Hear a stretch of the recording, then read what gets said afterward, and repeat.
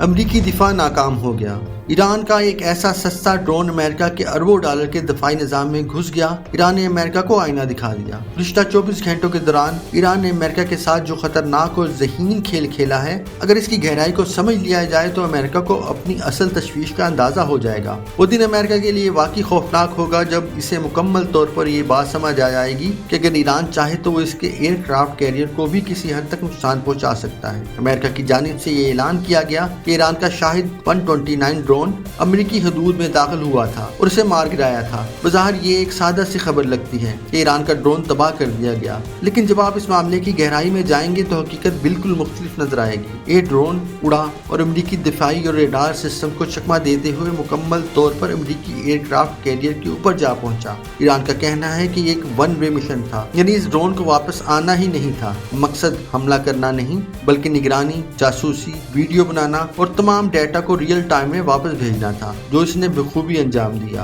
امریکہ کی جانب سے بار بار وارننگ دی گئی مگر ڈرون نہیں رکا۔ آخر کار امریکیوں کو اپنی آخری دفاعی لائن استعمال کرنا پڑی اور ایک F-35 جنگی طیارہ اڑایا گیا۔ ذرا تصور کریں کہ ایک سستے اور چھوٹے ڈرون کے پیچھے ملینز ڈالر کا F-35 طیارہ گھومتا رہا، یہاں تک کہ آخر میں ڈرون کو تباہ کر دیا گیا۔ لیکن اس وقت تک ایران اپنا مشن مکمل کر چکا تھا۔ ایران نے واضح طور پر کہا کہ ہمارا ڈرون تمام سیکیورٹی لیئرز توڑ کر گیا۔ یہ ڈرون انتہائی سستا تھا مگر اس نے وہ کام کر دکھایا جو امریکہ کے اربوں ڈالر کے دفاعی نظام بھی نہ کر سکے۔